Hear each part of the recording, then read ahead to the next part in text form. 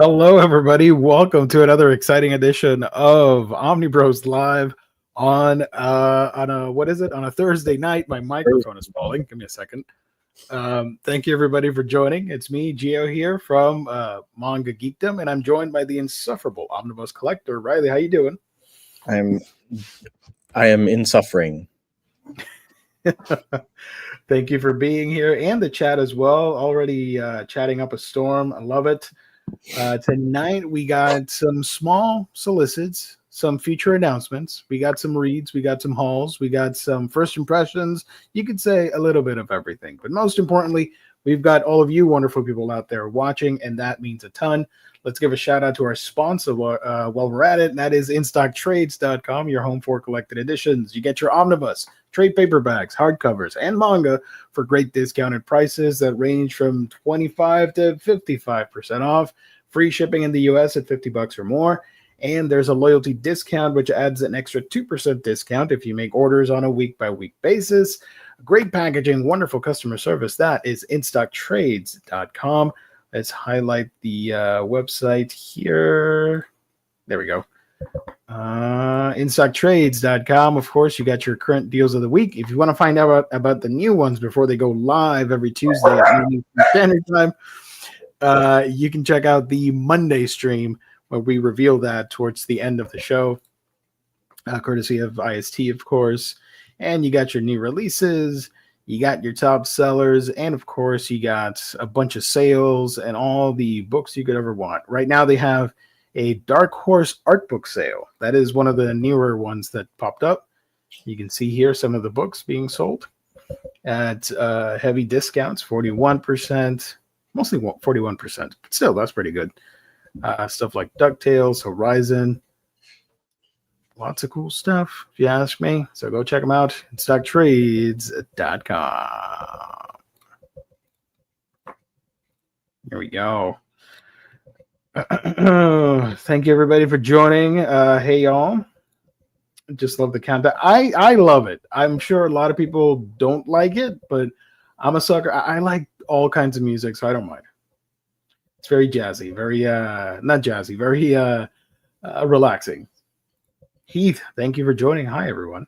Agefield in the house, thank you for joining. Hiya. I just finished volume 23 of One Piece. I shed some tears in that volume. My One Piece journey has been a blast. That's awesome, dude. Hell yeah. Lo-fi, yeah, lo-fi, the lo-fi countdown music. Perfect. Thank you.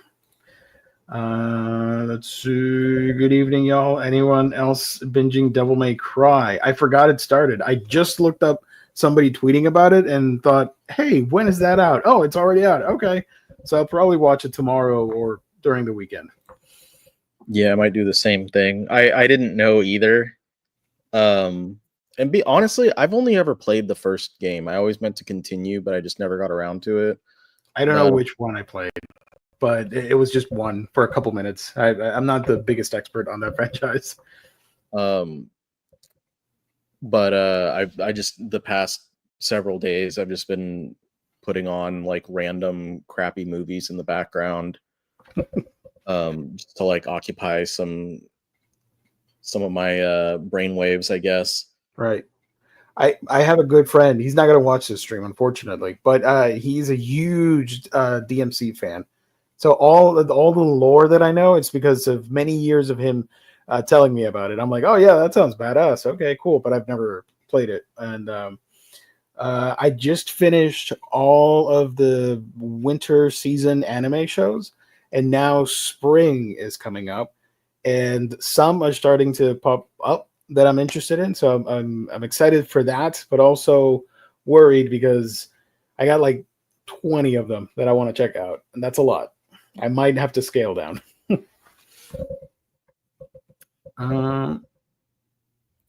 Just finished reading volume 7 of Tamon's B-Side, and once again, a super funny read.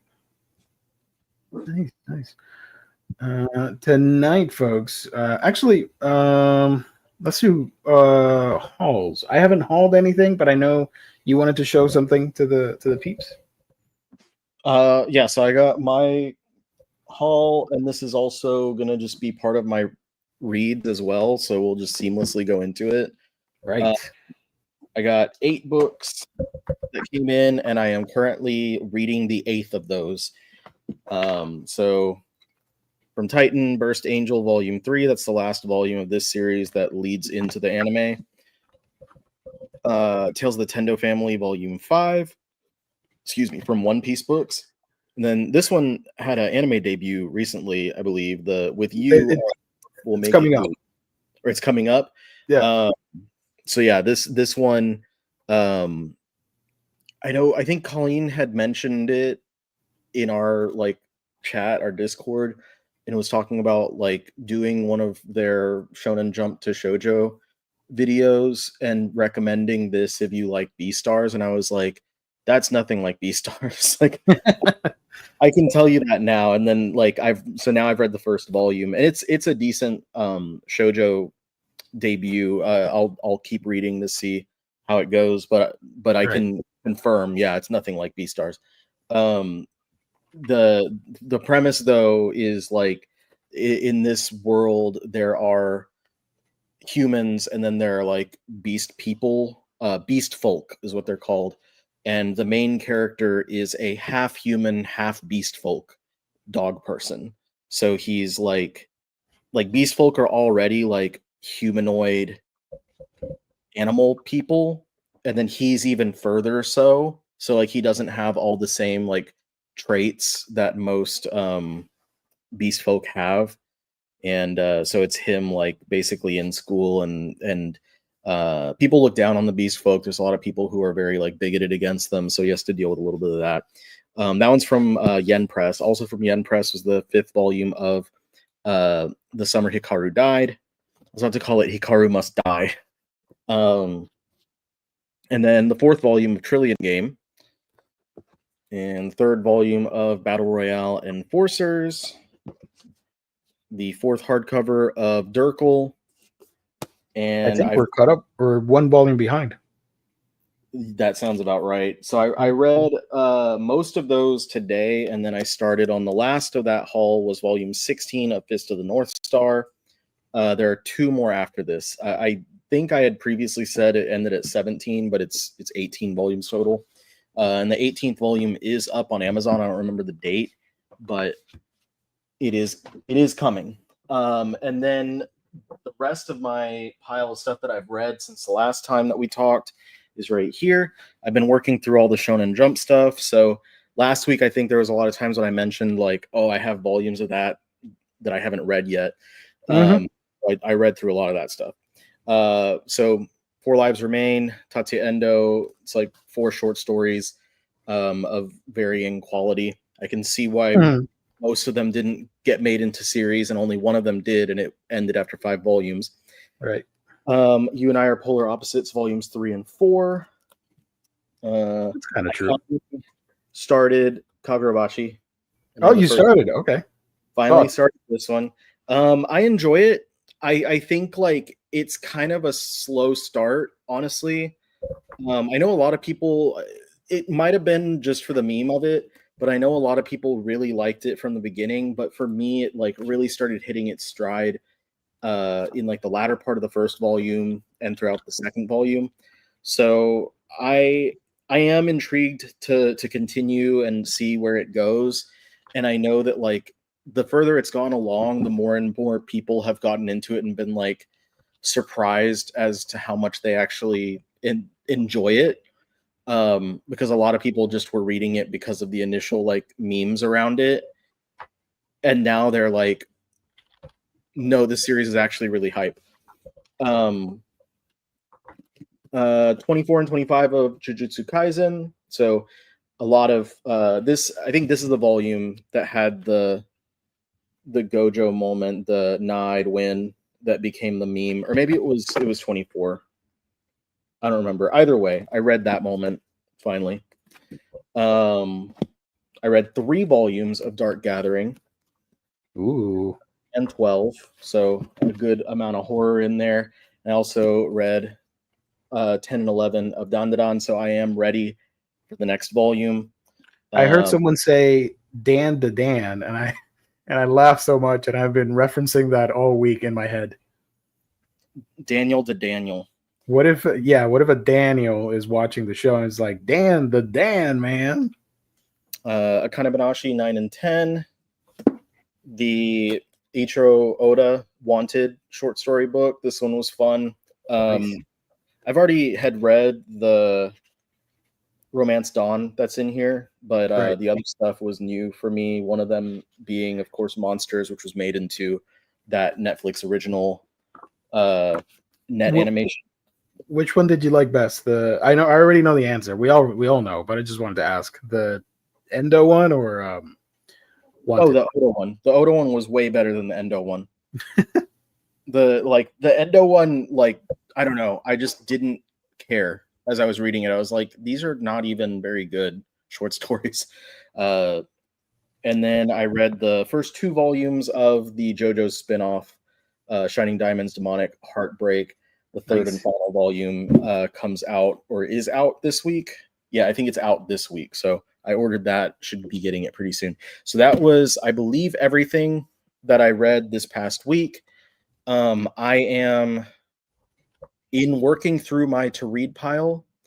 I have just about a dozen Shonen Jump titles and then like 20 oversized Kodansha books, and then I'll be done with all of my my backlog, so to say. And I've been mapping it out. So like I'm trying to prioritize the books that have like new volumes that I've already ordered. And then after that, I'm looking at, I have a document up right now of all the stuff that I'm buying each week. And so I bolded the volumes that I have to read the previous volume of, so I can know, like, prioritize those. Of course, read other stuff as well, but prioritize those first so that I can actually read the next volumes, especially if it's something that's like a first volume and I haven't read the first one and I don't even know if I like the series yet. I need to read that before the next one comes out, because what if I don't even like it and then I don't want to read the second volume? Right. So I'm getting to the end of that pile, and then that'll make me feel accomplished and nice. Heck yeah. We got a question for you. Question: since I'm only 23 volumes into One Piece, could I read the 4 One Piece volume of short stories without getting confused about anything? Yeah, they have nothing to do with One Piece except for the Romance Dawn. And it's just the prototype. Yeah, it was just his like one-shot pilot before they took One Piece to series. And it's essentially just like an early version of the first chapter. Like the first chapter of One Piece is the same as Romance Dawn, but updated. So the others have nothing to do with One Piece except for one of them, which does tie in. Technically, he made it tie in later, but you don't need to know anything about that, and it really doesn't matter. Eventually, I think it's going to be cooler because you're going to read it now, and then much later, when you're in a certain arc, you're going to look back and think, oh, that was that thing from that book. Okay. When you're in volume like 46, 48, I think. Let me double check if I'm right on that, actually. Kane, thank you for joining. I did pick up a Sinner of the Deep final. I did that. I did pick. I can't talk tonight. I did pick that up as well. I Cat from Our World and the Forgotten Witch, Volume 4, Colorless, Volumes 2 to 4, and The Last Elf, Volume 1. I broke my hiatus spending again. Let's go. Sadly, yeah, go ahead. I was right about the One Piece. Oh, I just had a piece of pepper in my teeth that I chomped down on, and now I have the pepper in my the flavor in my mouth. I was right about the volume of One Piece. So once you get to about volume 46 or so, that's when one of the short stories is going to actually link up, and yeah, it doesn't matter though. You don't. You will unlock the secrets of the universe, Javier. Get ready for that. Sadly, dropped Summer Hikaru died. I just didn't jive with the first volume and thought the second would change that. Sadly, did not. It happens. No worries. Thank you guys for sure picking up that episode. I hate it. I hate it because I'm enjoying One Piece so much. I want to buy more merchandise. that happens. It's frustrating, but I love that feeling when you're in a new hobby, in a new series, whatever it is, and you're like, I got to consume everything and I got to buy everything from it. It's a great feeling, but watch out for your wallet. You don't drain it too fast. There's other One Piece spin-off books too. So like as you're going along, and if you want more, there's like the Ace story, which I would recommend reading probably after the time skip. And then there's, which would be like volume 64. After you finish the first like 64 volumes, I'd recommend picking up the Aces story, which is a light novel, 2 volumes of light novel, but they adapted it into 2 volumes of manga with art by Boichi, which is honestly really weird. Like Boichi's art doesn't really mesh that well for One Piece. Right. And then there's also Shokugeki no Sanji, which I don't remember. I think you can read that wherever you want at this point, like since you already are well introduced to Sanji. And that's just a single volume by the creators of Food Wars. So if you happen to be a fan of Food Wars, it's a nice little crossover. I think, is there one more? I don't even remember. I read the Ace story manga because of Boichi art. I had no idea what was going on, but I loved it. Same with the Sanji manga. I can see a lot of people jumping to the Ace manga because of the Boichi art, because it's so distinct. I don't know when I'll get to that. I'm so behind on One Piece. Jesus. I say that, and it's not. It's a terrible. It's like Bizarro flexing, because it's been years now, and I keep saying the same thing where I left off. And some people are new, and they're like, "Wow, you're so far behind." I'm like, "I know," and then I don't do anything about it. So I'm gonna stop referencing that for a minute. I want a figurine of Karu, Vivi's duck friend. They have them now. I got mine from Kinokuniya, but we saw in Saturate. No, no, not IST used to sell figures. They used to sell decent figures. But I saw we were at a Barnes and Noble, and I saw one over there. So you might be able to get one at Barnes and Noble still, which is cool. Like there's very rare. I've never before this, like I don't remember what the brand is, but like the soft whatever. Before seeing that one, I had never seen Karu on his own. It was only Vivi and Karu together. So it was nice to see just Karu. Yeah. Folks, unfortunately, I have 0 hauls, and my reading has been really weird. I posted a review video on my channel if you guys want to check it out on dogs and punching bags. I thought that was great. I really enjoyed that. I don't know. I should be reviewing something soon, but I don't know what it is. And I thought I was going to have some of the March books arrive today, but they did not. And I was annoyed mostly. So I don't know. It's been a weird couple of weeks over at the Manga Geekdom compound. So my Barnes and Noble has so much One Piece merch. It's awesome to see. I don't even have a Barnes and Noble, and I'm already jealous. Let's go. Get in there and buy everything. Think of me as you're spending, and think like, what would Gio do? He would just throw all the money and buy everything. Just be careful with the spoilers, because there's a lot of figures, like especially if you don't want to know anything about like from the later arcs post time skip, because a lot of characters look really different, or like since some characters return after a long time that you might not expect or something like that, like you could be spoiled pretty easily just by seeing like an updated figure of, and you're like, oh wow, that person came back. Right. If you care about that. No, not that one. I still don't know how you manage watching so many anime each season. I'll tell you the number for a second here. Let me go to my Annie list. Popular this season. I'm just gonna do a quick tally. Filter, only show my anime. Okay.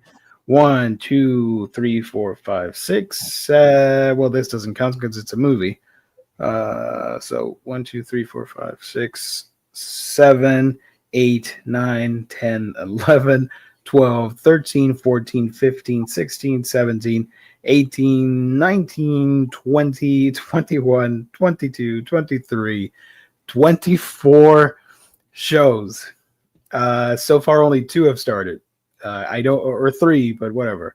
We'll see what happens. This weekend, we are supposed to get Witch Watch and Yaiba. So I'm really excited about those 2. Both are on Netflix, if I remember correctly. I know which one. I don't remember if Yaiba is or not, but I'm sure you're right. I can check real quick. Yaiba is airing on Netflix and Hulu at the same time. And Witch Watch, which watch do you want? I don't know, the one that's about Witch Watch. Witch Watch is airing on Hulu, Crunchyroll, Netflix, an Asian YouTube channel that I don't know, and the Bilibili TV service thing that I'm not a part of. 1, 2, 3, 4, 5. So 5 streaming services. There's also Lazarus, which is from MAPPA and Shinichiro Watanabe. A lot of people are excited for that. And I think that's on Adult Swim, something like that. I don't know. Anywho, thanks to Gio's recent video. Hey, let's go. I'm also looking forward to picking up They Were 11. I have it pre-ordered. It should be coming out. So, yeah. I hate talking about those books because I did mention it once and I had to scratch it from the video, and now I never talked about it again until now. So, Kowloon premieres this weekend too. I'll check it out, even with the abridged season. That one is airing on Crunchyroll. Also, there's one that I really want to check out, and I don't think anybody picked it up. It's called, I'm going to butcher the name, Uchujin Mumu. Have you heard of this one? I don't think so. This is based on a manga of the same name. The manga is by Hiroki Miyashita. It's still coming out. And the manga description says, an alien, Mumu, who came to regain the technology lost by his race. The everyday life of an ordinary college student collapses because of his arrival. And the alien is, I don't know if he's dressed as or is a cat. So it's a cat alien sci-fi manga. Yeah, a cat-like alien from a distant galaxy arrives on Earth. His goal is to learn about home appliance technology on Earth to recover the technology his species lost. The protagonist, Sakurako, has a typical university life, but everything changes when with Mumu's arrival. I want to check it out. Looks cute. And the cat talks and everything, so heck yeah, I'm in. That's my type of cat manga. That's a Geo premise if I ever heard one. I gravitate towards these things naturally. Speaking of gravitation, tomorrow, Yen Press decided that they want to reveal some manga instead of doing it today. They're going to do. I would have liked to have talked about that tonight, but we can't. So we're going to talk about it next week. I don't expect anything substantial. I just expect random spin-off of X or Y series, handful of art books, and light novels. That's my prediction. But I think I messaged a couple manga that I would like to see, mostly yokai. So we'll see what happens. Barnes and Noble and have some any manga merch, but not a lot. What about Viz announcements earlier this week? I'll be honest with you, I didn't say anything anywhere. I didn't comment. I don't want to be a buzzkill, but I'm not a fan of the gag. It worked once on me where I thought it was cute and funny, but every time I'm like, oh, okay, cool. So that gag was not for me. Sorry.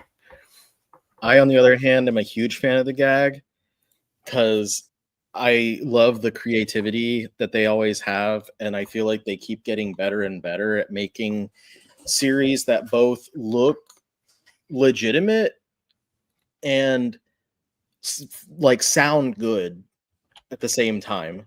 Because in the past they were even more ridiculous, but I think they really like hit a stride and are getting better each year. The really long title one was really funny this time as well, and like covering the entire book cover with the long title, just the text. It was funny, but it was also funny because it's not that much longer than some the longest one that I know of is Backstabbed in the Backwater Dungeon or whatever it is. Mm-hmm. Yeah. That's off the top of my head, the longest legitimate title that I know, and it was only about 20 characters longer than that. I'm trying to find if anybody put out an article on it, but I doubt it. I guess I could look up the images. Let me find that real quick. So they did the April Fools. It's funny that some people thought it was real, and they're like, "I wonder what they're going to announce." I'm like, "No, look at the date. It's April Fools. Come on now, do it. Get to the chopper." I don't remember previous years them teasing it the day before. I feel like previously they just threw them out there. Right, yeah. I'm looking through their social. Oh, here it is. Found it. So the first one, stop sharing.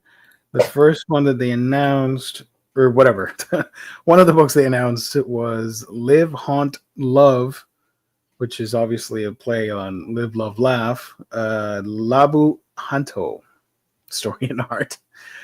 But legit, I would read that if that was a thing. A Yude ghost story. Okay. The other one was this one. My dad is a demon lord, but I want to be a barista, even though my girlfriend is afraid of milk. My cat loves milk, so I don't get along with my boss. On top of that, I have allergies. It's raining, and I slip every 5 minutes. Volume 1, story and art by Titoru Rungu. And the spine looks legit, even with the signature logo at top. That's pretty good. And the other one is this one. Death by the Quill by Sean Homie Resareku, obviously a play on Resurrection. Looks like all the what do you call it? The fantasy fighting historical character genre, like Record of Ragnarok. Yeah, it's like that, except it's like writers and poets and stuff that are brought back to fight each other. So that one's the one that I said I would, when they did that one, I was like, man, I wish this was real. That looks good. Like that looks like it would be fun. Yeah, I'm down for those every year. Like I actually kind of look forward to it. As soon as I realize that April's around the corner, I'm like, ooh, I wonder what they're doing. Crazy though was my friend Shiva in the past, she's done like on April Fools, she'll make graphics that look just like the official announcements. And I think last year she did a 7 Seas fake announcement for 7 Seeds, and people fell for it. And then this year, oh, I know what you're talking about. Yeah, I saw people tweeting about it. She was like, what should I do this year? And I was like, you should do Kodansha this time, because they had just done like a couple of those like special announcements or whatever. Right. Yeah. And then she was like, ooh, I'm gonna do Chihaya Furu. And so she did, and she did like the exact like graphics that they do, and she like changed her account to look like it was Kodansha, and they shut her account down Like, oh my god, they shadow banned her at first, so she was like, "What the hell?" Like, if you looked at her account, there was nothing there. Like, it was just blank. And then they suspended her account completely, and they were like, "You violated our standards and stuff." So they changed that because now you have to indicate that it's a parody thing. well, she in her post, she put like it was a thread. It was the first one was special announcement, and the second one was like it had the image with the cover, and then her third message was April Fools. Like, so she had it in there. Right. And No, they didn't look at it. Trust me. They just looked at the thing, the name, and the first image, and let's go. I told her dispute, like go in there and dispute and let them know like I put April Fools on there, and also tell them, didn't Elon say that comedy is legal now? So yeah, that was just stupid. And then my friend Steph did because she runs a Skip Beat account, and she just said like reliable sources say that a Skip Beat anime reboot is coming, and a lot of people believed it and then got pissed off when they realized that it was fake. Also, I don't want to be like spreading conspiracies, but if it was flagged, somebody reported it. So it's not like the publisher was looking at that account and saying, let's immediately flag it for whatever impersonation or whatever, falsifying information, whatever. Somebody reported that. People just getting really booty bothered about the April Fool's pranks. Yeah, that's probably what it was. Like, I'm sure it's just someone who like they saw it and they fell for it, and then they realized it was fake because she literally said April Fools, and then they were like, you know what, fuck you, and then they reported her account. I'm gonna unleash my wrath with a cue part. Yeah, and it's literally like someone just having a little haha, and at the expense of nothing. Yeah. But the thing was, when we talked about it beforehand and she was going to do the whole thing, I was like, maybe if it gets a lot of traction, then they can see, like Kodansha would see that there's actually like interest in this, and it's not just like people rant, but like people, if there's a lot of people getting super excited about it, then yeah. And then after like they shut it down, I said that my cope was, what if Kodansha like reported it and got you shut down because they are going to announce it and they didn't want people getting confused between the fake and the real announcement. Hey, that could be a thing. Spite, but I don't know. Whatever. We'll see. It was crazy though. I can't believe that they literally killed her entire account. Well, transitioning from that into more solicits, before we talk about some reads, some manga that came out, Titan revealed 3 new manga, or 4, sorry. I'm looking at them right now. And I don't believe I saw them anywhere except ANN. So we're going to pull up the article here. I don't know if they put out a tweet or a blog post or whatever, but let's share the site. Go. So yeah, Titan licenses a bunch of stuff here. The first one is Do Women Need Sex Entertainment by Yachinatsu. I see now that Titan's getting into this game. All right, let's go. This is coming out in November. Experience love, lust, and laughter, not to be confused with Live, Love, Laugh, in this humorous and heartwarming coming-of-age manga exploring self-discovery, romance, and sexuality with quirky art and real moments that will make you laugh and reflect. The description sounds wholesome and nice, but that is not where I thought this was headed with that name. So shout out to Yachinatsu. They also announced Stray, not to be confused with the video game, but the lovely orange cat. This is Stray by Ryu Kamio and Yu Nakahara. This comes out in December from the creators of Last Inning, Follow an ex-convict's path to redemption riddled with vengeance, betrayal, and deadly conspiracies. The stakes are too high for him to strike out off the pitch. So if it's strike out, I assume he's an ex-ball player or something like that. Okay, that's pretty cool. Ghostly Darkness of Kanata or Kanata, however you pronounce it, I don't know. This is by Noguto Koike and Chika Ishikawa. Comes out in December. A gripping supernatural thriller that blurs the line between reality and the afterlife, where one woman's obsession with ghosts leads her into a world of terror. Sounds creepy enough. I actually want to check this one out. And the last one is Scavengers Another Sky from Ryo Furube. Comes out in January. In this thrilling manga, treasure hunters venture into a deadly parallel world of riches, but a vengeful entity will stop at nothing to claim their lives. What do you think about these announcements? And they're all interesting in their own right.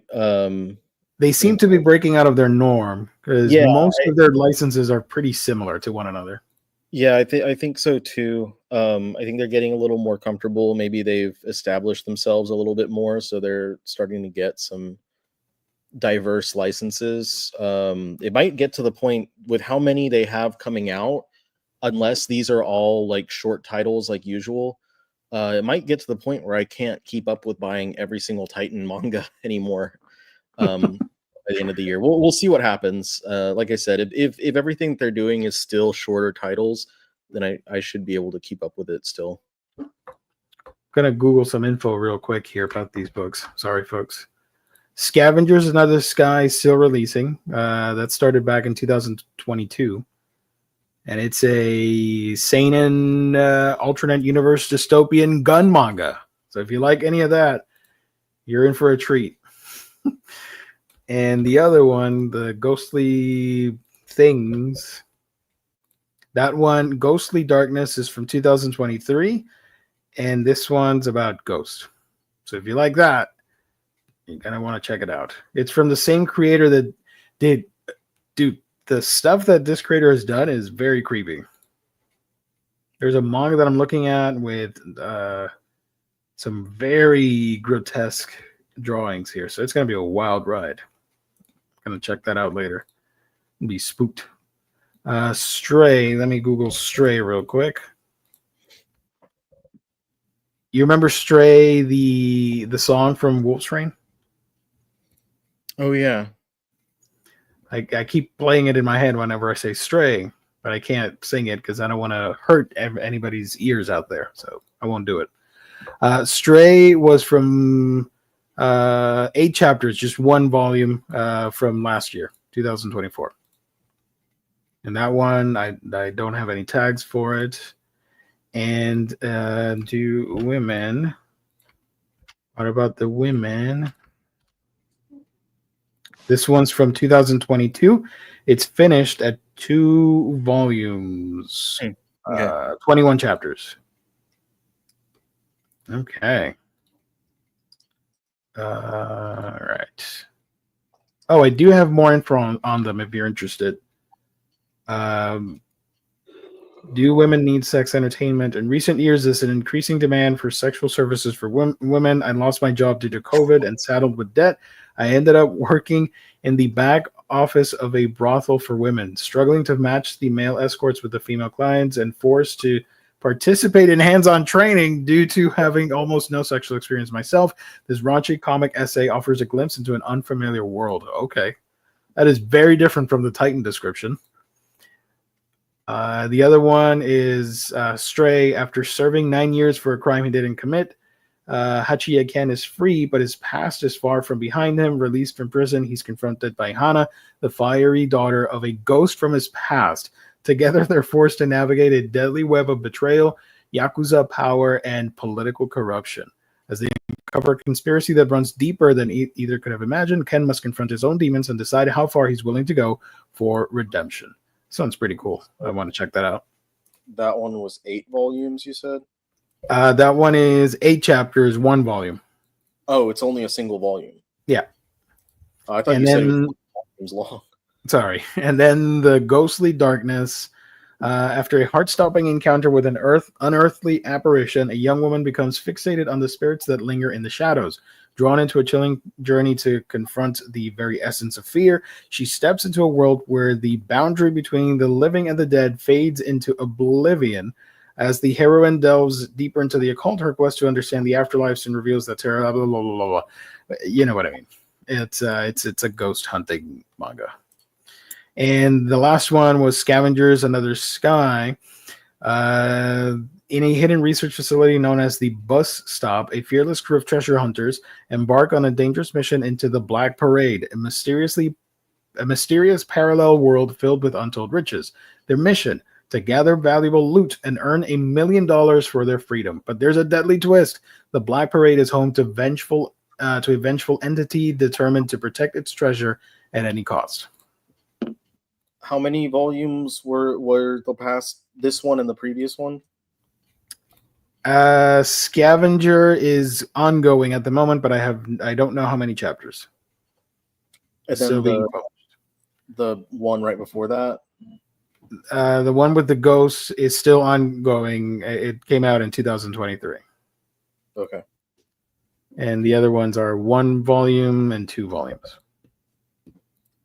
So shout out. All right. I dig it.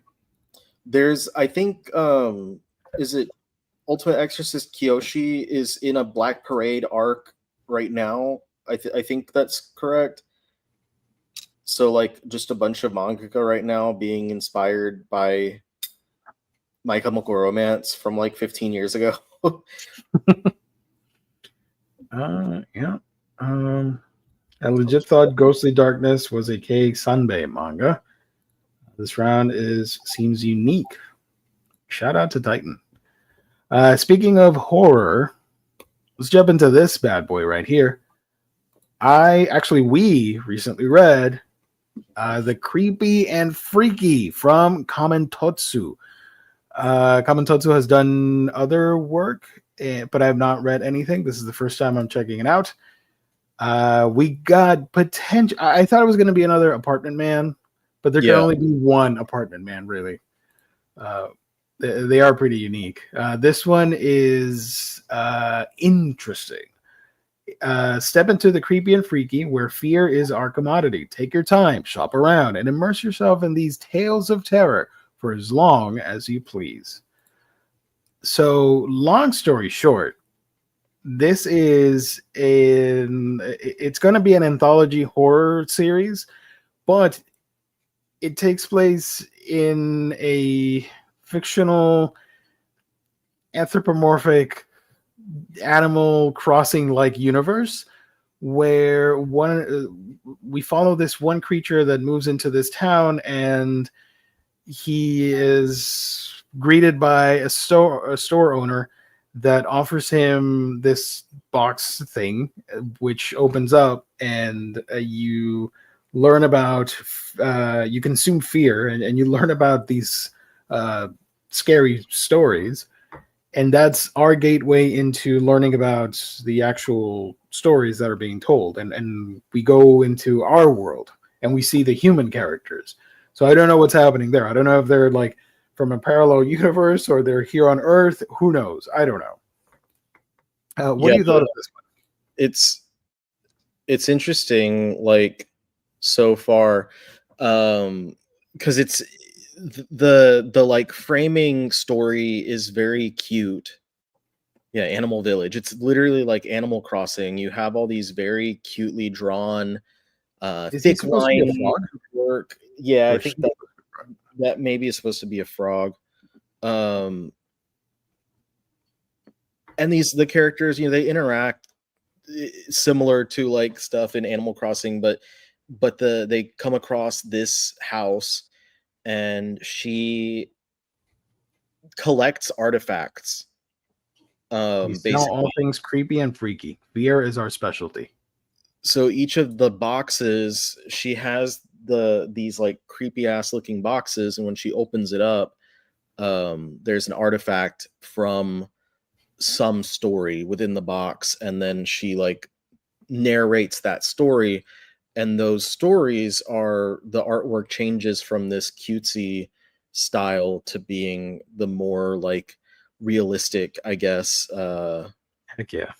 Not like super realistic, but yeah, the for whatever reason, the most detailed things in this are like these depictions of the creepy boxes and like their contents and whatnot. This is the type of thing you see like late at night when you wake up and you're trying to sleep and this is staring back at you.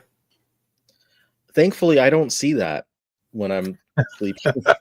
Um, I don't have Oh, that, man. but I thought it was fun. It was definitely a really intriguing start to this series. It's the type of thing that you could see it lasting indefinitely or being really short, because it's just an anthology series, and so far between the first two chapters it doesn't seem like there's really much going on between like the characters in the animal village. It's so it doesn't seem like there's a story within the framing story, I guess. um and so everything's just, it's just there to be a means to tell these Like, um sorry to butt in. What's the story, the series that I'm thinking of, with the Creep Show or Tales from the yeah, Crypt, it's from the stuff like that. crypt. Yeah, it's kind of like that. And so like there maybe later on there is something where like the shop owner of the creepy and freaky is involved with something, or like Right. reveals, you find out maybe how she gets these boxes, or like she talks to some other people in the village. Like maybe that expands if the series can go on, but for now it's Yep. basically just, if you want to read some horror short stories, this is a fun place to get those. This part legit freaked me out. I've never been like jump scared with a manga before. You, you want me to show it? It's when the thing shows up, the pink thing. Oh yeah, no, that I liked that. Okay, so feeling all right. So in this story, this girl, I thought it was an older person, but it's a young girl. She's in school. She buries the dead animals, whereas people just want to throw them in the trash at the back of the school or something like that. So she's talking about the crows and how people believe they're superstitious and bad omens, but it's actually a good thing because crows are like announcing that something died, and they don't want to take part of it, so that's why they're circling and investigating. So it's not a bad omen, it's a good omen, whatever. That day, after seeing how many crows had gathered, I started to wonder if something big had died. Feeling curious, I decided to check the bushes behind the school, and then I saw it. I was not expecting this. Nobody was. So I'm reading this damn thing, and I'm like, I'm sitting here like this, and I'm scrolling, reading, and then all of a sudden, this son of a bitch shows up, and I jumped scared the hell out of myself in this chair. I just thought it was funny looking. It is funny looking, but I was not expecting the contrast here with the pink coloring. Yeah. What in the actual F is happening? Okay. That huge-headed creature, it walked closer to me, foam bubbling from its mouth, and then it died. And it gave her this thing, right? And that's the thing that the box has in its mouth. So Yeah. I guess there's some sort of link between that story and the premise of the manga. Let me scroll back a little bit. This thing. So I don't know. I'm so sorry, Kate. It gets worse. So that was the first chapter. The second one isn't as bad, but the second one has one of the negatives for me when it comes to this manga. In that it's telling, again, it starts with the villagers, Tom Nook and gang. I don't know. It's going to be on the Switch too, apparently. Now this comes up, and that is a connection. Yeah. The little symbol. So that was a symbol that was on the ball. So there's something going on. There is something. So I would imagine that it's gonna go deeper with that as the What if series. it's like a secret demonic cult or something? Could be. So that's it's a U cat. And here's a weird box. It's different from the other one. This is the part that made me laugh. The go up to the previous page. Where she goes, I brought you a nice welcome gift. Oh, you shouldn't have. Ta-da! My shop's pride and joy. I present to you fear. Ah! That panel made me laugh really hard. So this opens up and it tells a story about cursed dolls, blah, blah, blah. Okay, cool. The way that this one ends, or I believe it was the other one with the ghost, taxi ghost, it just abruptly ends. And there's no like scary hook cliffhanger. It just like ends. I'm like, okay. So Yeah, I fear that a lot of these stories are going to be like that, and they're not going to have that like frightening punch that leaves you like in dread and suspense. When I got to the end of this story, I flipped back and forth a few times because I was like, that was it. Like it's already done. Like I didn't feel like they had really like told an entire story. It just felt like they just ended it. And I was like, okay, I guess that's it. But yeah, there's two stories in the first chapter. After the one with the big-headed pink thing, it's a taxi ghost, and it's like ghosts that dissolve into water in the backseat of a taxi. And they have the water in jars. Like that's the second box opens up with like a jar of water. And doesn't she ask her, like, do you want to taste it? Like, do you want to drink some of it? And she's like, no, absolutely not. And the thing is, there's a really funny. It wasn't funny. It's supposed to be like ominous, but I laughed because you see the puddle or the wet seat in the back of the cab, and they mention like it could be multiple scenarios. Like the cab driver could be imagining in it. It could be a real ghost. It could be this. Could be that. It could be he's hiding an accident. And the accident is that the window was left open, so it was raining, and the seat got wet. I read that, and I'm thinking, wait, accident? Somebody peed on that thing? Is that what he's trying to hide? It's like that's what it looked like. The back seat, like someone had pissed in the back seat. Somebody pee, and then you're trying to cover it up because you're embarrassed? What's happening? But I don't know. I just thought that was weird. So that's creepy and freaky. We'll see how long this lasts. Hopefully for a while. We could use some nightmare fuel. That's always fun. So shout out to Kamen Totsu. I enjoyed this one pretty well. Like it's not amazing or anything, but it's something that I could see myself liking to come back to each week. But I enjoy the juxtaposition of like the cutesy stuff with the hyper detailed horror stuff. It makes for a fun little experience. Yeah. You know what? Now that I think about it, I should put, where is it? I should put this guy as the thumbnail. that should be the thumbnail right there. I'm going to work on it after I'm done here. Just keep zooming, like get like an ultra zoomed in face. Yes, I love it. Heck yeah, that's going to be it. I'm going to put the Omnibros, not the logo, but I'm going to write Omnibros on top, creepy, freaky manga episode, something. I'm going to work something out. This is worse than Apartment Man. Really? I didn't think you guys would take it like that. I thought Apartment Man was worse. Matt, thank you so much for joining. I don't read manga, but let me hold on. I'm going to freak you guys out. Let me scroll back. There we go. I don't read manga, but I thought I would pop in just to check it out because I like Jill. Oh, thank you so much, buddy. Appreciate that. The first thing I see is a huge pink-headed thing. And immediately I wondered if you thought, like, I don't know what I'm into. What is this guy up to? I'm going to click out. I hope that you stick around because we do have a lot of fun. This is just a new series that started a publication, and we wanted to talk about it.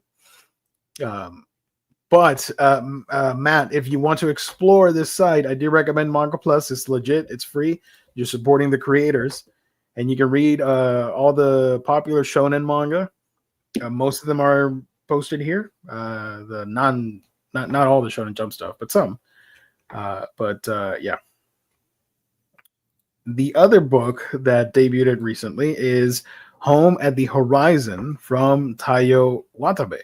Fortunately, this is not creepy nor freaky. This is actually pretty wholesome. Not the most exciting thing in the world, but sometimes you need a little bit of wholesomeness to get you through the day. And that's where this manga fits in. Ryoma runs a public bathhouse with his grandfather in a seaside town. One day, during his usual routine of running the bathhouse after school, a boy named Reo appears, claiming to be his father's illegitimate son. A bittersweet yet heartwarming drama unfolds between half-brothers in a public bathhouse. You read this one too, right? Yeah, just the first chapter. I First didn't chapter. care. I didn't care enough to go into the second chapter. What do you think, aside from not wanting to immediately jump up to the second one? I just thought it was kind of boring. Like, the premise is like pretty thin. Like, I don't know. It's just there's a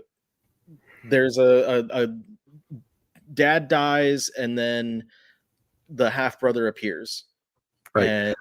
and then I feel like this should have been a one shot, honestly. Yeah, no, that's how it feels, because it's like the whole it. I didn't care for it, but then by the end of it, I'm like, I don't feel like. But sorry, folks. Because it's just like, oh, my dad died. I'm sad about it, but now there's this kid that says that he's also my dad's son, and now I'm upset because of this stuff. And then like the grandpa is there also, and then they talk about his feelings, and then he's like, the other kid gets mad and runs away, and is like, don't contact me, I won't call you, you don't call me. And then the black-haired kid runs after him and is like, we're half brothers, come live with me. And right. The blonde kid, I'm assuming he's blonde, doesn't have anywhere to go, so he's like living out of a suitcase, and he's upset that his father didn't support him and stuff. I don't know. It's just like there's not much more than that I feel like they need to do. And I guess it's like, it's slice of life. Like, it doesn't really need to have it doesn't need to have like any sort of conflict. It's just like, okay, now like these half brothers are living together, and how is life going to go for them? And I didn't really care. Like, at the end of the first chapter, I was just like, I don't care how life goes for these two, because neither of them was really that interesting to me. And I don't know. There's just, because I believe that if you think about it, the plot solves itself by the end of the first chapter. You don't need any more story, because you think, oh well, bad stuff is going to happen, but they're going to work it out because they're brothers and they're going to have each other. Okay, that's the end. I don't need to see anything else from this one. The one thing I like about this, I do like the character designs, not the art, not the full art, but I do like how the characters are drawn.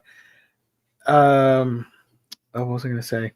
The main character, he's a loner, but not like an edgelord or a gloomy guy. He's just a lone wolf, and he just hangs out by himself.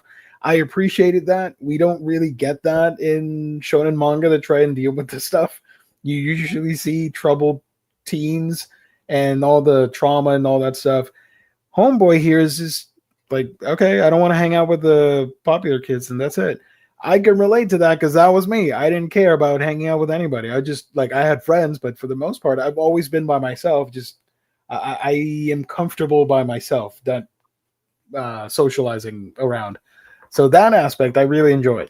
But like you mentioned, the plot is very simple. And by the end of it, I'm like, well, that was a good one shot. Oh, wait, there's more. So I read the second chapter, and it's more about the new half-brother. What do you call it? Not working. Going to school, same school as the main character, and how they go about it in different ways. The new brother decides to hang out with the popular kids, and then he kind of feels bad because he left this character behind, and he's working at the bathhouse by himself, blah blah blah. So Yeah, it's a fairly generic slice of life manga. I don't see this going for too long. Maybe like 20 chapters or something. I don't know, or 15. Yeah, I don't think it doesn't really seem to have that much life in it, so I don't see it going on for too much longer. I did like this panel, and it's not opening. What the heck? I gotta refresh. Give me a second. Okay. Oh, there's a butt shot again. Sorry, folks. We're gonna get demonetized, baby. It's okay to show the freaky box, but we can't show the freaky butt. Let's see. Actually, that's a lie, because most of the time when we get demonetized, it's for violent content. So they look out for both things. Blah, blah, blah, blah, blah, blah, blah, blah, blah, blah. I just thought this scene in particular was very bittersweet. And it made me reminisce with all the stuff that's happened in my life. Where is it? Where is it? This one right here. It's just a very heartwarming, comforting scene where he's remembering his dad, and the dad said, "Dad is always going to be by your side." Well, duh. Remember that. No matter how far away you go, I'll always be with you. So I thought that was very heartwarming, and it tugged at my heartstrings for a good minute. And but then I read the rest of the manga. I'm like, okay. So that's that. Home at the Horizon from Taiyo Watabe. I couldn't find anything about this creator. But if you want to check it out and read it, maybe you'll like it more than we did. You can check it out on Manga Plus. You support the artist legally for free. If you read it week by week, you'll do that. I have to pay a dime. Woo! Naked butt. YouTube alarms are going off. I was about to say yaoi bait looking at art until you said half brothers. Yeah, no, it fortunately there's no entendre, there's no etchy stuff. It's just a nice, wholesome slice of life drama. Well, it could definitely still, or it could go other ways. Yeah, we'll see. Yeah, they could do it. Maybe they confess. Certain audience would be into that. Right. Oh, this is in Spanish again.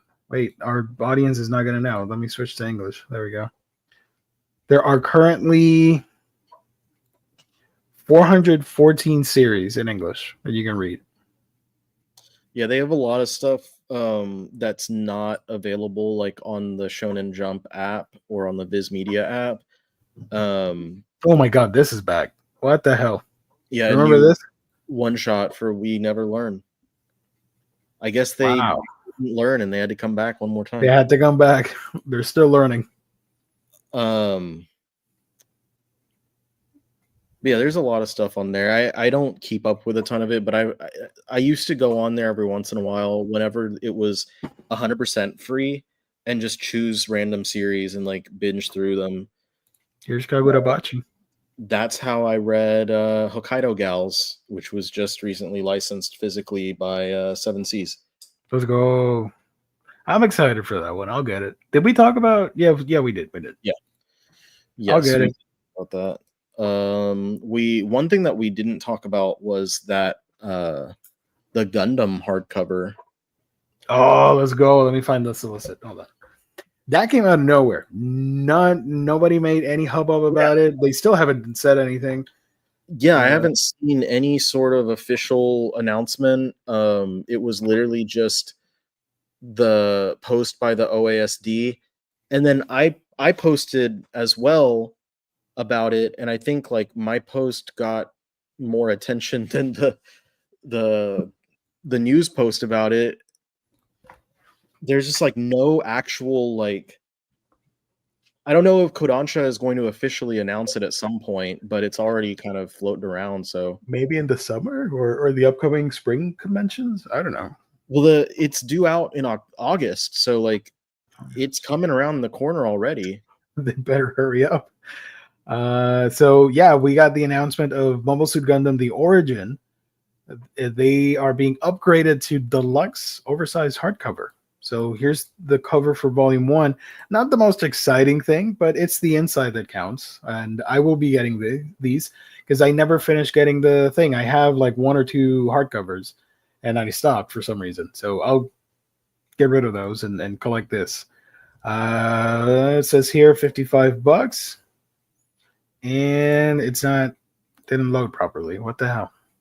Okay, here we go. The classic Gundam series now in a premium deluxe edition hardcover. Blah, blah, blah, blah. All these praises, whatever. I don't care. The storied Gundam franchise's first season that sets new standards for sci-fi, blah, blah, blah, blah, blah, blah, blah. The definitive account expands on the classic narrative with the same sense of purpose that lit up the screen more than 4 decades ago.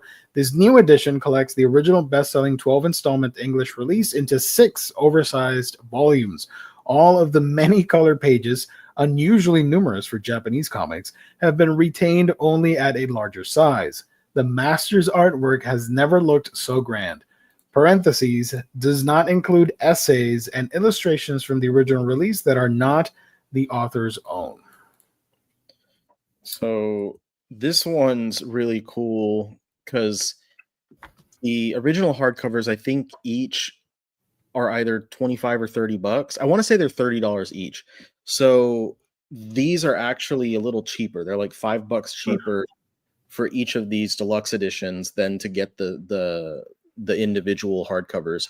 Also, right. The individual hardcovers are really long. Like they're on average, they're over 400 pages long. There's I think only one that is under 400 pages. Most of them feel like 3-in-1s. Like these are going to be thick. Like this first one is 800 something pages, so they're going to be bigger than most of the similar deluxe editions that are floating around.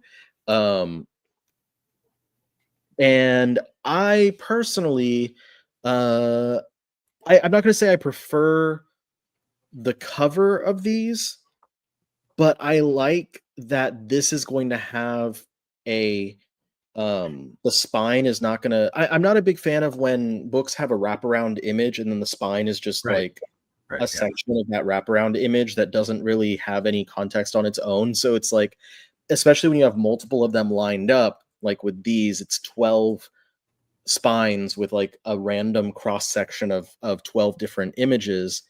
That doesn't really, I don't really like the way that looks personally. So I'm going to like this on my shelf in comparison. I'm really excited. I'm really pumped. And these are gorgeous. The artwork in all of these is gorgeous. Like it said, it has a ton of colored pages, and those are included in here.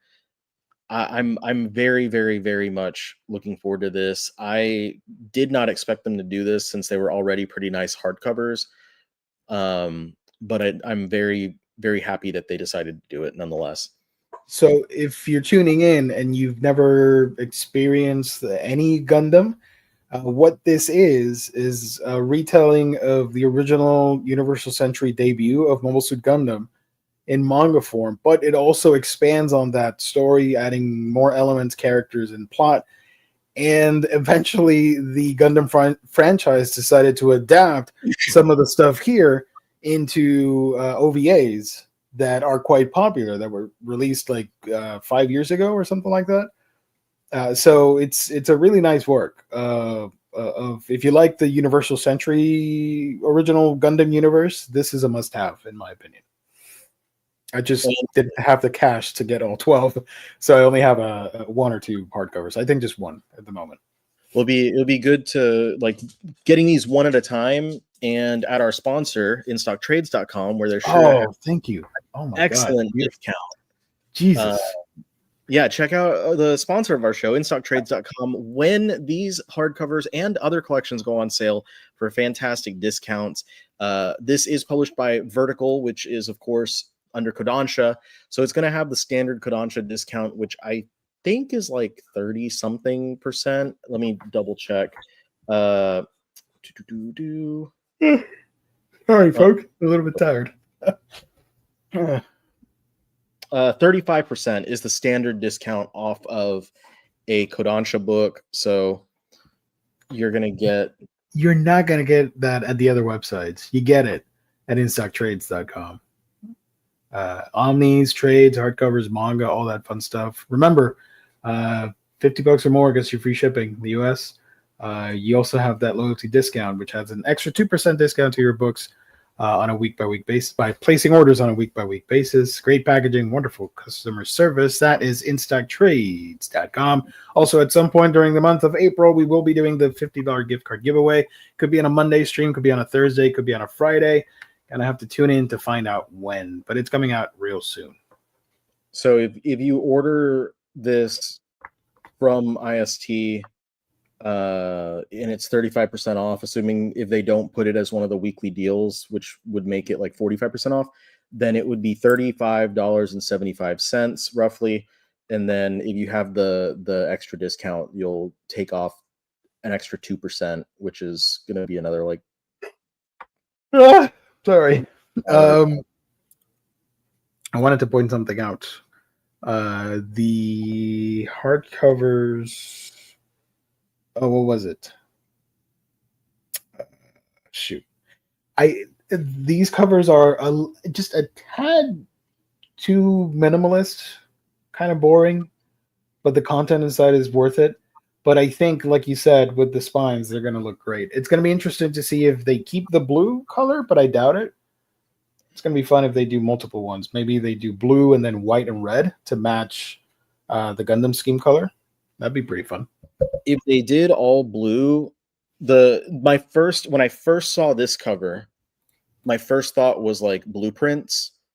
Yeah. Like schematics of like the build, the mobile suit itself. But knowing how they did Vinland Saga, I wouldn't be surprised if they did different colors for each of them or every 2 volumes or whatever. But I'm guessing that they'll have a different mobile suit on the cover of each one. Probably, yeah. They'll get to Char and it's going to be red, probably. And I'm hoping that they then do the same treatment for the current series they're doing, the Kukuru's Done's Island, which is the same creators. Also has great like colored pages and all that stuff. It's here. This one. I've shown those on the show before. I think 5 is the last volume of that, so they could throw those, and those are a lot thinner volumes. They're not like the 400 plus pages like the Gundam the Origin, but this is like I think a spin-off. Like it happens during the Origin, so it would be nice to have those across like 2 volumes or something.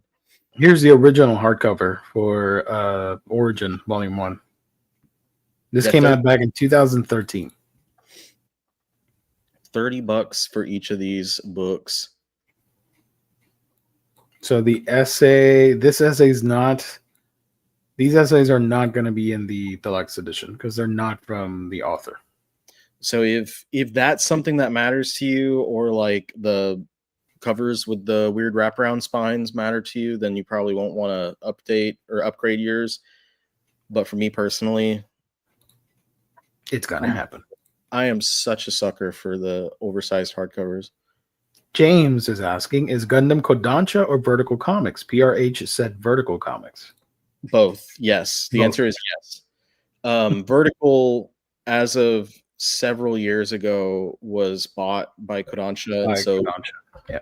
Vertical is now basically an imprint of Kodansha, but all Vertical books are now just labeled, unless they're like longer ongoing ones, they are all labeled Kodansha. So for instance, I think Skybound and Image, although that's totally different, but just to get you an idea of it. All of the books that are this trim size, the wide trim size, like Darwin Incident. Why'd you have to pull that one? Come on, because it's closest to me on the shelf. Origin as well. They're like the wider trim. Thunder 3, Iruma-kun, all of these are Vertical books, but they're all labeled by Kodansha with the same Kodansha label now.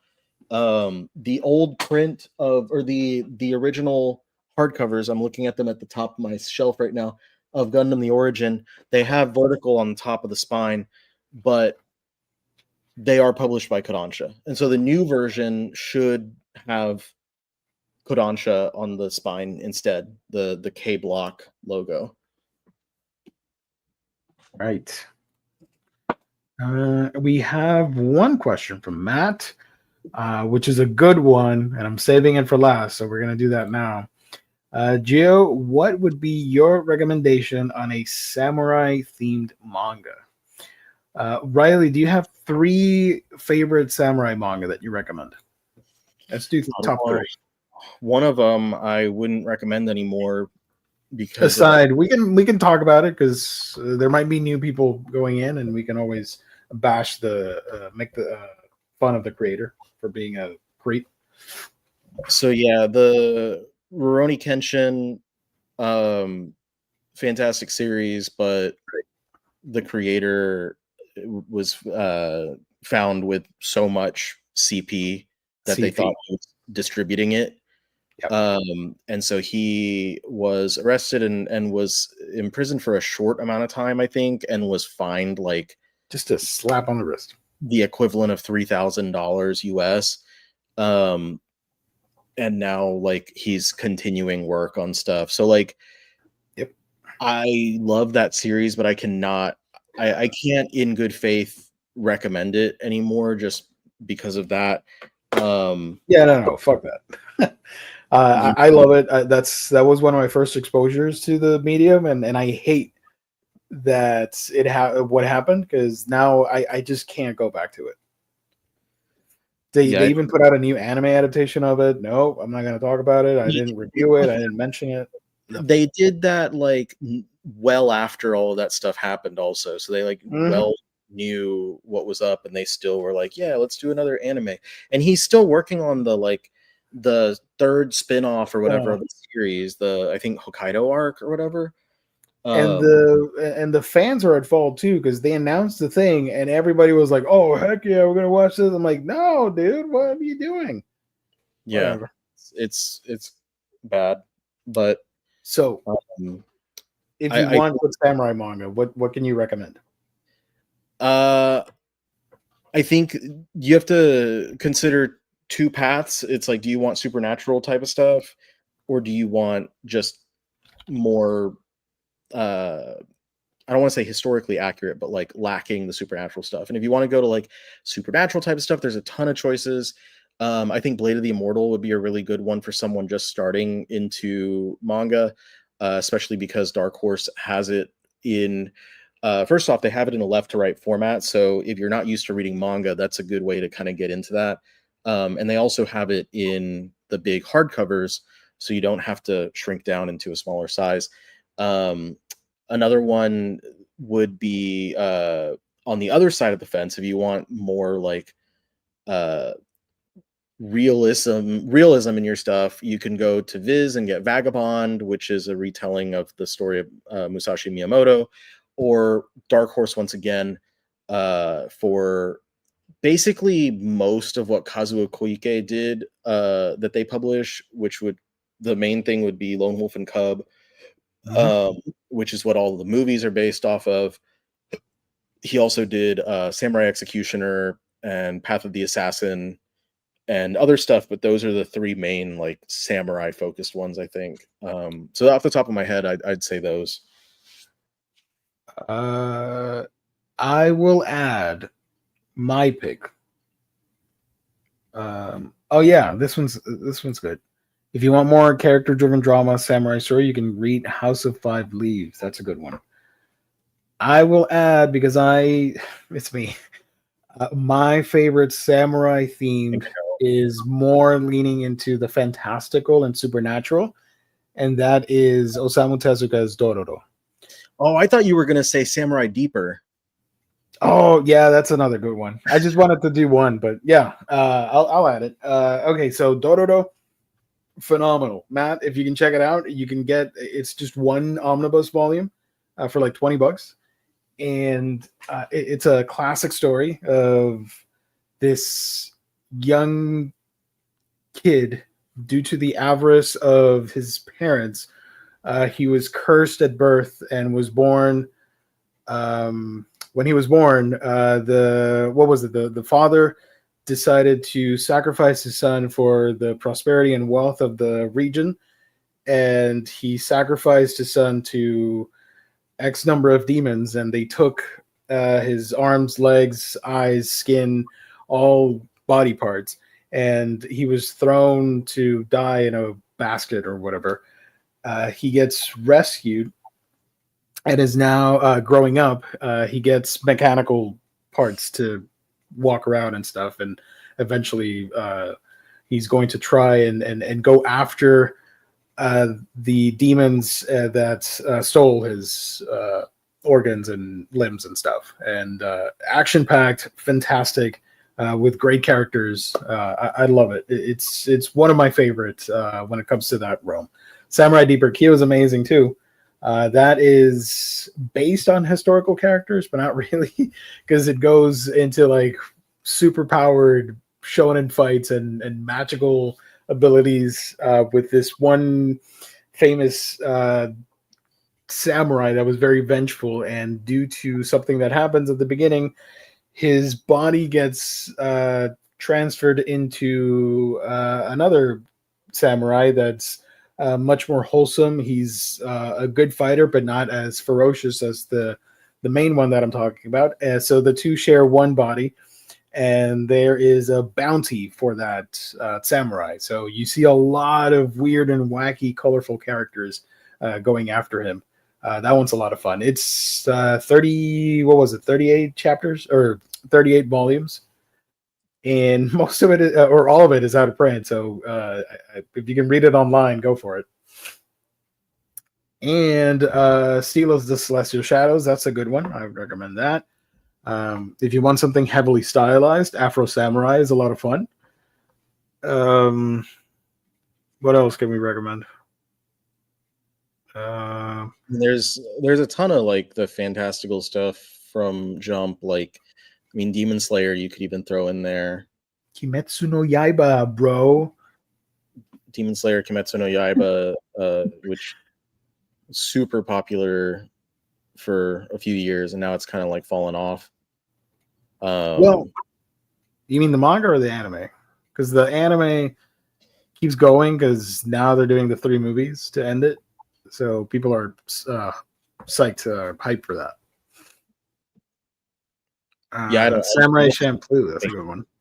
Yeah, Samurai Champloo is real good. Samurai Champloo is like not supernatural, but it's like not a historically accurate kind of take on stuff. Like, it's very updated and like funky, so to say.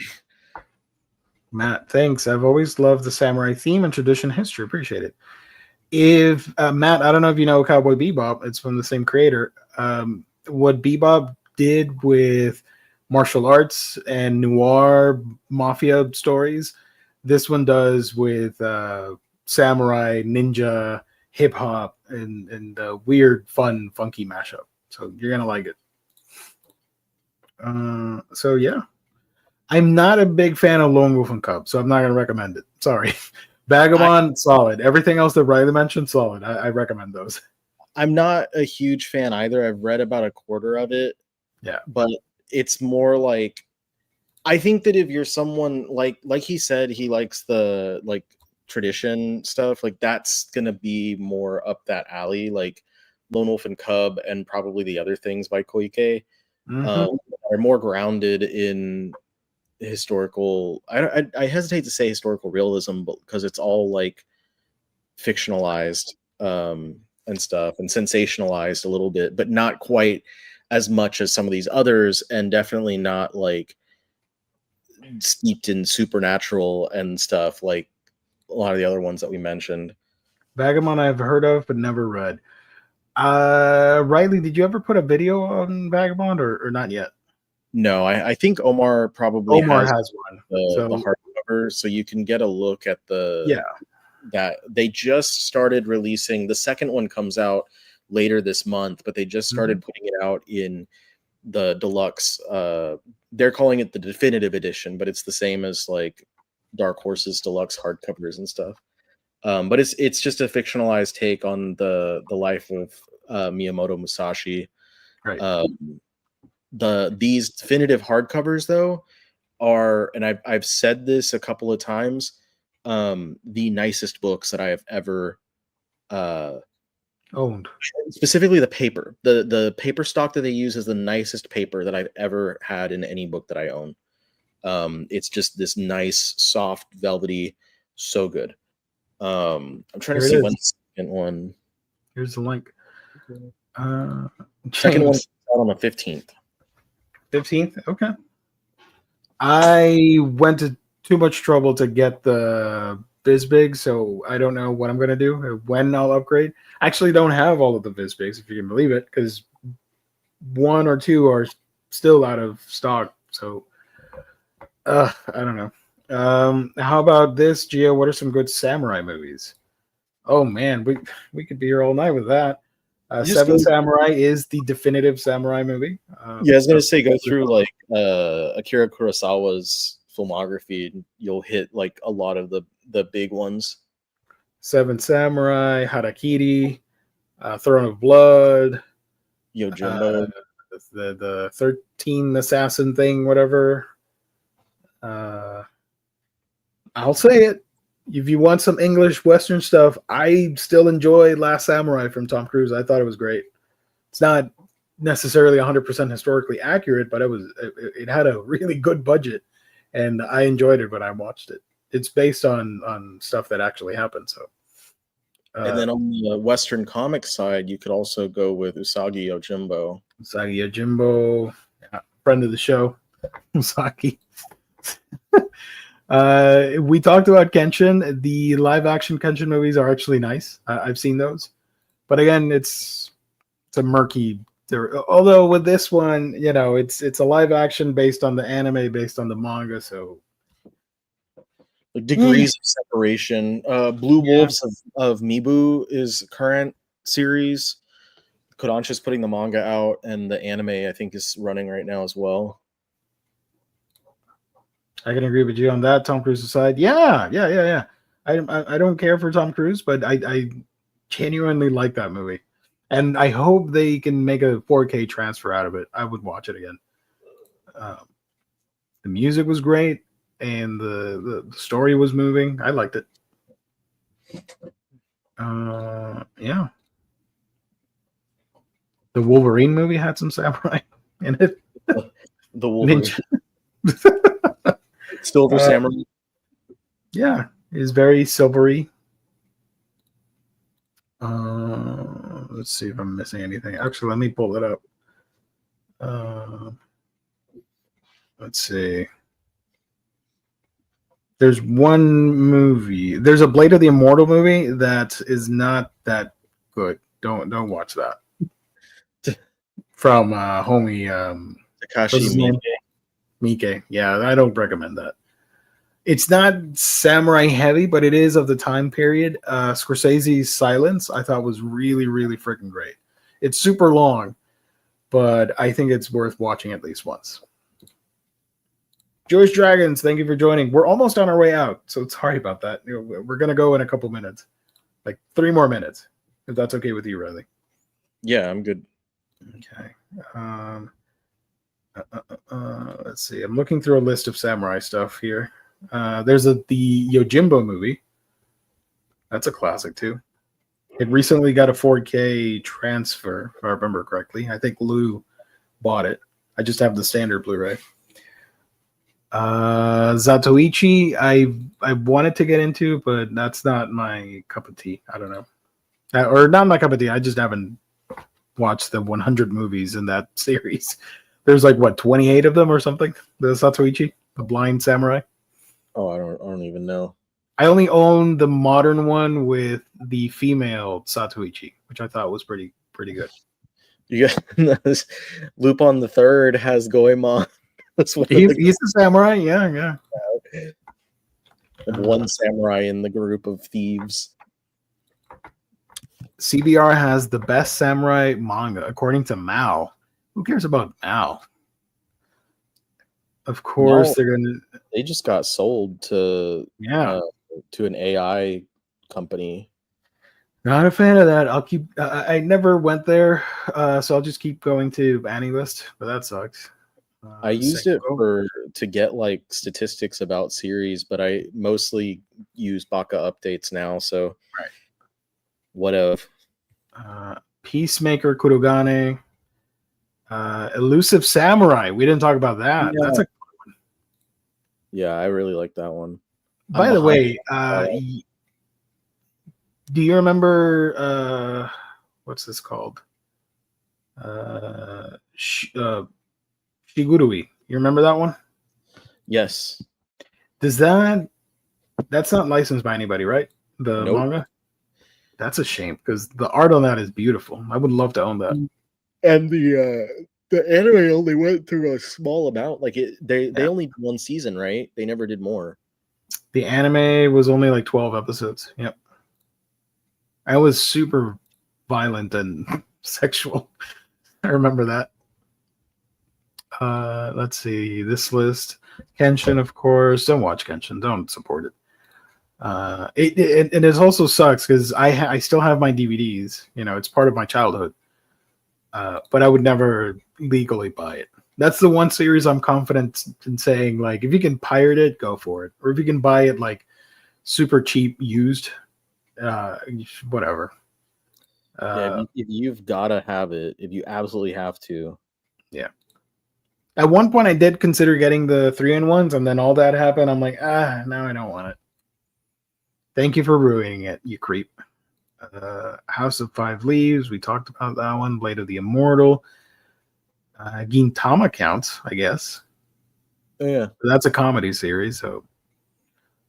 Lone Wolf and Cub, Vagabond. Yeah, it's pretty much it. I mean, you're gonna find dozens and hundreds of stories because samurai is so Japanese that it's like yokai for me. I'm a huge fan of yokai manga, and the yokai influence is everywhere in shonen, shoujo, seinen manga, whatever. And you see that with samurai, of course. It's just kind of ubiquitous, like when you're looking at Japanese media. It's like over here doing like a western or a what else? A western or a freaking or a crime story and stuff like that. Crime noir and whatever. Shogun. You can read the novel, watch the movie, or watch the new show, which apparently they're making a second season of. Zatoichi with Beat Takeshi is really good. I'll check it out. Okay. I see Vagabond Volume 2 is coming out on IC on the 16th. I'd rather start with Volume 1. No, yeah, you definitely need Volume 1 with that one. Yeah, it does. Matt, if you're up for it, we welcome you every Thursday, and you can learn and have some fun with us on the manga side of things because it's still comics, just from a different perspective. Literally, because it's flipped. The Hulu Shogun show was amazing. Riley, what you got cooking up? Where can people find you on the internet? I'm making a steak right now because I'm cooking. I was just checking. So yeah, the Vagabond, the first definitive, is not on IST, but you can get it for $44 on Crunchyroll or the Bozo's website. They have it, I think. On Alibris, they have it new starting from $37.58, and that'll be free shipping from Alibris, but their shipping isn't always their packing is not always the best. Sometimes it's back and forth for me. Like sometimes it's really good, sometimes not. But that's a cheaper option if you don't want to go with Crunchy, because Crunchyroll you have to spend like $75 to get free shipping. Anyway, I right now have been busy with a few different things, so hopefully in the next week or so I'll finally get the videos I've been delaying out. As people who've been watching the show know, I've really been pushing through my my backlog, and so this is all new. This is most of what I read this past week, and I have another stack about twice that size that I still need to go through, and then I'll be caught up. So I'm trying to work through that, and then I'll have my typical buyer's guide out for the April books. It's a 5-week month, so I've got time. And then I've got the videos that I've been needing to do, going through every license announcement from this year so far. So everything from now, the first 3 months, January, February, and March, we've compiled. James has made all the graphics and stuff, so we've compiled that into like a bunch of different slides around each publisher, and then I'll go through and like just talk all of them, so that basically so you can make sure that you didn't miss anything. Knock on wood, hopefully I didn't miss anything, because there's so much stuff that comes out from all over the place now. But that's what I got. Heck yeah. What about you? Matt, I have a Discord if you want to join. Or sometimes people join and I don't recognize the nicknames right away, and it takes me a minute. So I learned recently that a bunch of you were on there, and I'm like, oh, it's this and so person. Like, yay. Okay, so do forgive me. I'm a bit of a klutz on that part. But you can join my Discord and we can chat. We do talk about comics, Western comics too there. So that's my Discord link right there.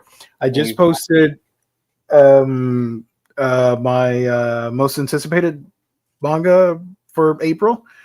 That's a 30-minute video of just number ones, because I don't talk about older series. I just talk about the new number ones each month. So if you want to check that out, and or maybe like a deluxe edition of something or a box set. Here's my YouTube channel where I talk about manga. I don't know what the next video is going to be. I have no idea. I didn't plan that far ahead, folks. Sorry. And yeah, that's it. Thank you guys and chat for the help. It is weird but exciting to check out stuff that I don't know anything about. I appreciate you all welcoming me. Have a great rest of your night. Thank you so much, buddy. I appreciate that. If you can join the Discord, we would love to have you there. It's pretty chill. It's like this, but texting. Like this vibe. Discussing the Switch 2 the past day. I've been going hard on the Switch 2 thing because I am excited for it. I'm upset with the prices, but I am excited for it. And that's it. That's all we got. I probably forgot something. Well, I'll remember it next week. So tune in. Tomorrow we'll have the Friday show. Lou and Jess will be on. And then Monday we'll be back for hauls, previews, reads, all that fun stuff. And then Thursday, I got another first impressions for you that I'm cooking up. And we're going to talk about those yen books and whatever else is out there in the news for the manga world. So, still, Kane, I don't know if I posted that on the Discord, but it was revealed that they were considering naming it Super Nintendo Switch, but they thought it would be weird that it wasn't a continuous name for the first Switch. Like, to keep the flow going, they decided to scrap the idea and went with Switch 2. I'm like, damn it, you could have done that. And then the third one would have been Super Switch 64 or something. I don't know. It could have been like a reverse chronological thing. I don't know. Whatever. The Switch Cube. The Switch Cube and the Switch Wii Wii. Switch. The Switch Wii. The Weech. And then the Switch Wii U, and then they're out of ideas, so they go into Switch. Or Switch Cubed. Or the Switch. Yeah. Then that would get confusing with the Switch Cube. Right. Dang. Yeah, I don't know. TV cost of yeah, there's still a lot of uncertainties. I don't want people to freak out. We still don't know anything. So let's just calm down collectively until the thing comes out. Right now, they're just all over the place. Like, yeah, it's like the Nintendo 64 days all over again when the prices were all over the place. Yeah, do you remember when it was like there were like $70 N64 games for some reason, and it was like just a couple, and it was never a lot of them, and then most of them were 60, and then there were some that were randomly like 40. I remember that, and that's the exact comment I made to someone where I was like looking at the all the prices on like the thing that you shared, I was like, this legit reminds me of the N64 days. Like looking at a Toys R Us ad that has like $69.99, $59.99. Yeah, that shit was crazy. Look at this ad. Extreme G was $50. GoldenEye was $60.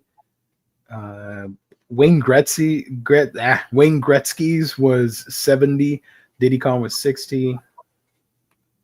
But if you do an inflation thing, what do you call it? It's a calculator. Let's say in when was this? In 1996 or 7. If I purchase an item for what was the Wayne Gretzky I said? $69.99. Then in 2025, it would be $139 today.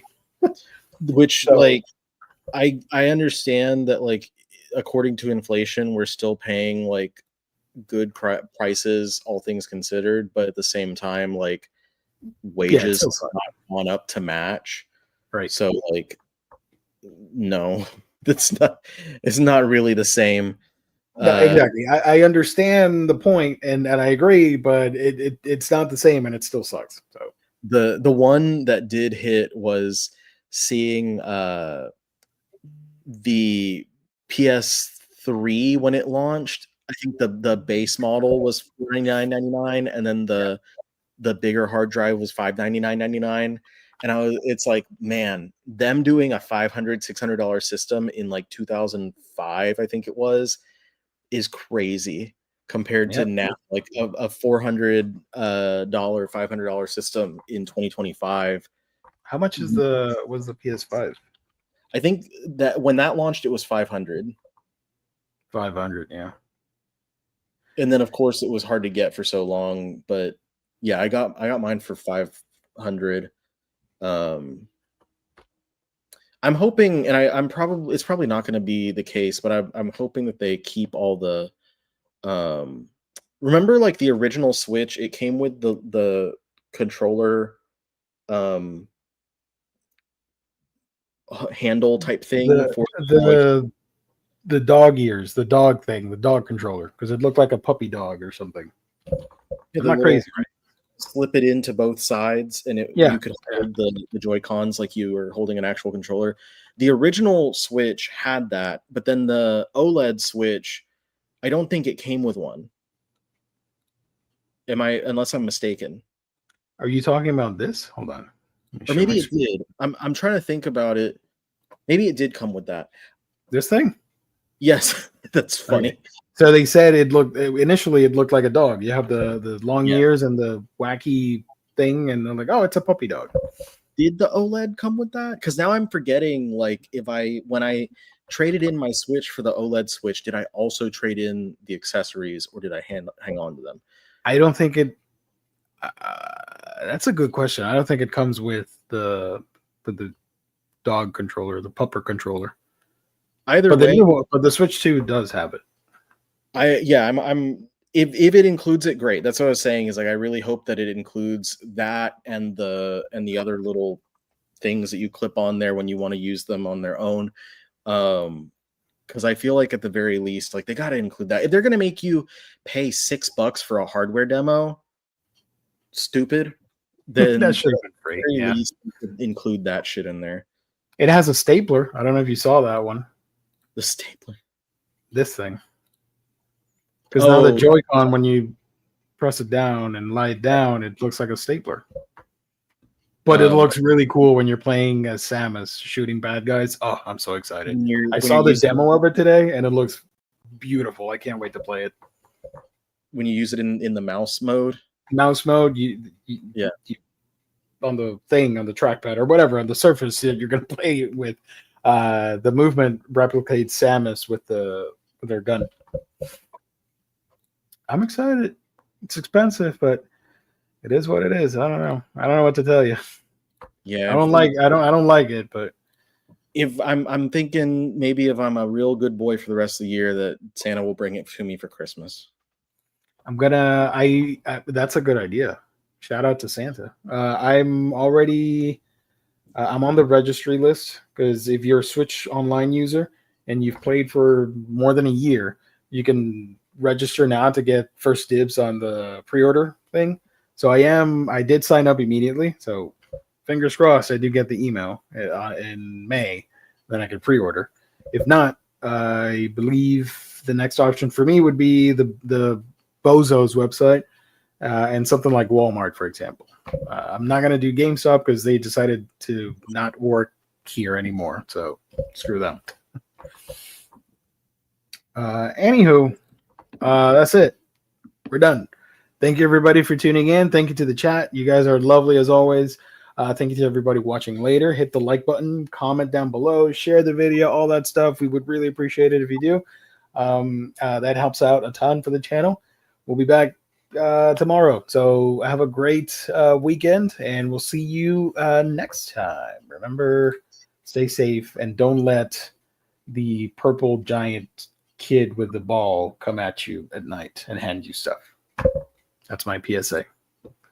Thanks for watching, everybody.